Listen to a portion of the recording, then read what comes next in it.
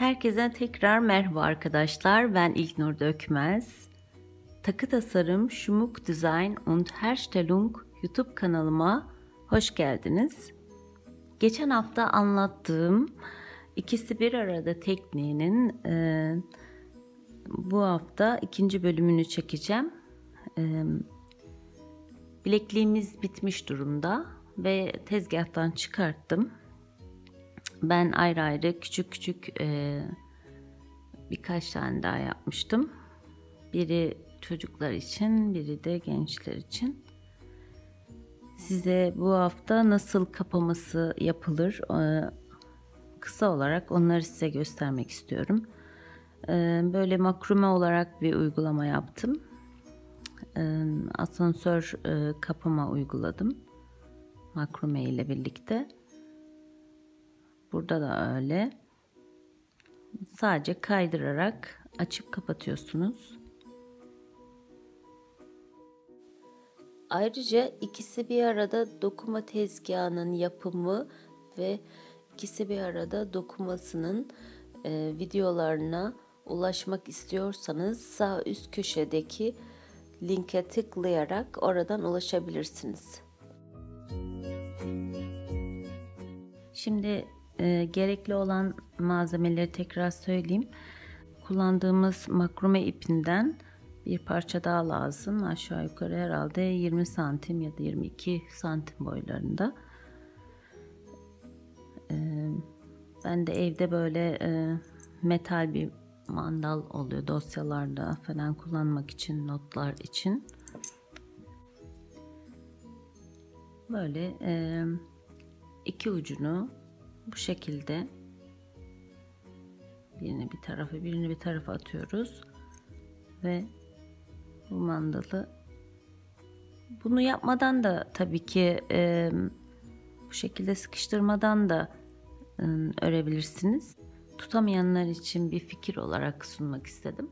Bu şekilde tutturdum ve dokuma tezgahımızın bir kenarına tutturdum yine kaymasın diye. Şimdi ipimizi bunları topluca böyle tutuyoruz. Düzeltiyorum. Alttan geçiriyoruz. Ve bir tane ortadan bu şekilde bir düğüm yapacağım.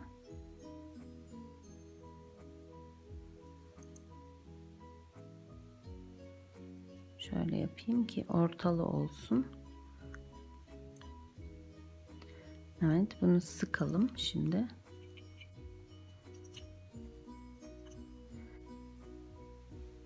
Biraz yakınlaştırayım. Sağ tarafı bu şekilde bir yuvarlak yapıyoruz.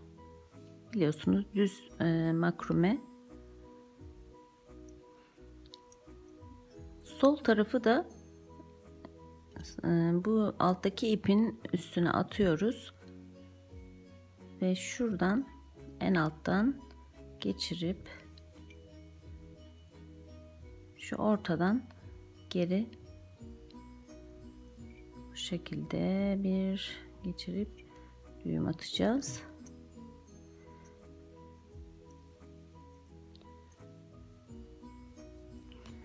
Aklınızda bulunsun.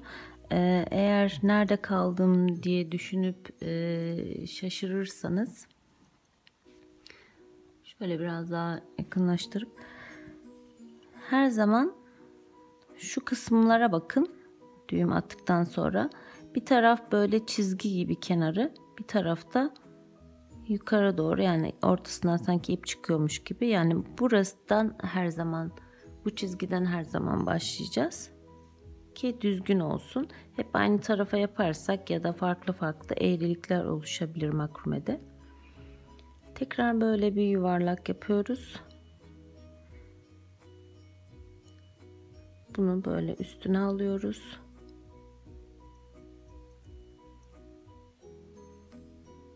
Üste doğru getirip buradan alttan ortasından geçiriyoruz ve karşılıklı çekiyoruz. Eliniz alıştı mı daha kolay yaparsınız. Şimdi nerede kaldık? Çizgimiz bu tarafta. Tekrar burayı yuvarlak yapıyorum. Alttaki ipin üstüne atıyorum. Ve buradan yukarı doğru ortadan geçiriyorum. Ve sıkıyorum. Bu işlemi birkaç sefer daha yapıp bitirebiliriz. Çünkü sadece asansör kapama olacak. Yani kaydırma işlemini görecek.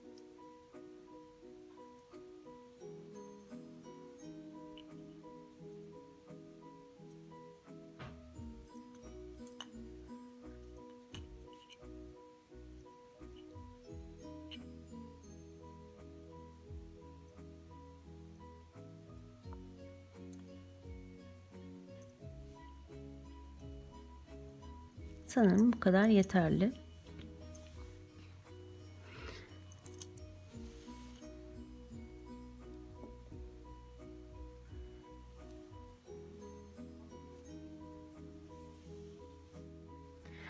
Bu her iki tarafında uç kısımlarına birer düğüm atabilirsiniz ya da boncuk takabilirsiniz. Ben sadece şimdi bir düğüm atmak istiyorum ki tekrar makrumenin içinden çıkmasın diye.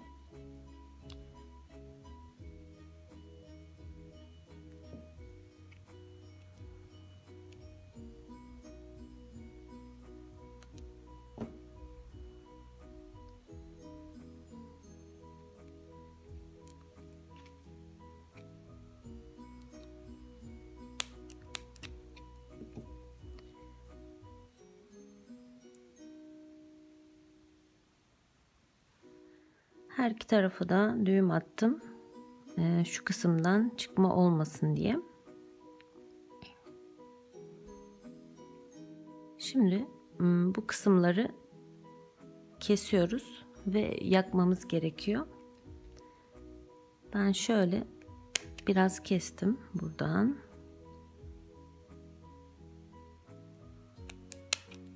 Bu şekilde. Geçen hafta Almanya Dortmund'da bir fuar vardı. O fuarda takı tasarımcılar ve aynı zamanda kreatif olarak bütün zanaatkarlar da o fuardaydı. Çok şeker insanlarla tanıştım, takı tasarımcılarla ve oradan birkaç parça aldım.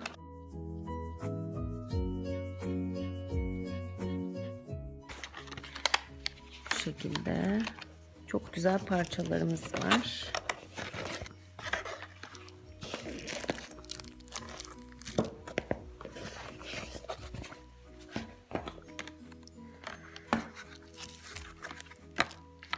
Bunları da sizlere bir dahaki sefere ekstra bir alet tanıtımı yapacağım. Bugün şimdilik bu aletimizi kullanacağım için aynı zamanda tanıtayım.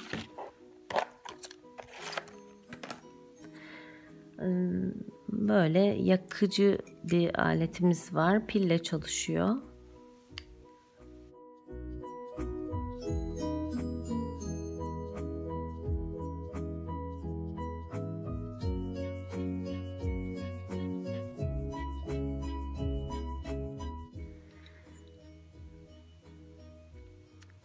Zap 2. Kalem pille çalışıyor dedik. Burada bir yanda çok kolay, hem yaparken basıyorsunuz. Bir şey yakmak istediğinizde buradan rahatça basabilirsiniz. Ve hemen kızmaya başlıyor ucu. Dikkat etmek lazım. Çok çabuk elimizi de yakabiliriz. Aynı zamanda. Burada bu aletleri tabii ki bulmak biraz da zor. Yani her tarafta değil de belki özel takı malzemesi satan büyük şehirlerde olabilir. Avrupa'da bile bulmak gerçekten zor. Sadece internet yoluyla bulunabiliyor. Hazır takı tasarımcılar da Dortmund'a gelmişken Amerika'dan da bir sürü getirilen malzeme vardı. Ben de almak istedim.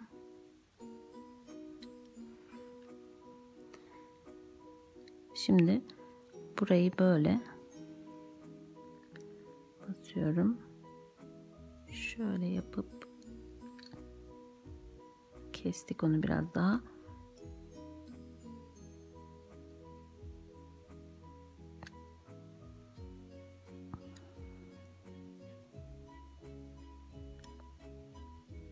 Böyle kolayca yapıştırılabiliyor.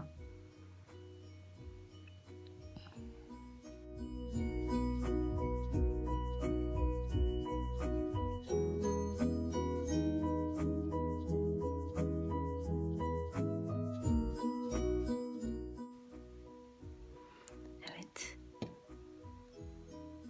Bu şekilde işimiz de bitti. Böyle oynayan bir asansörlü kapımız var. Kolayca kola takılabiliyor ve açabiliyorsunuz. Ekstra bir kapamaya da gerek yok. Diğer bölümlerimizde de sizlere daha farklı dokuma yöntemlerini de göstereceğim. Biraz daha belki geniş çalışabiliriz. Böyle. Bunu da takayım.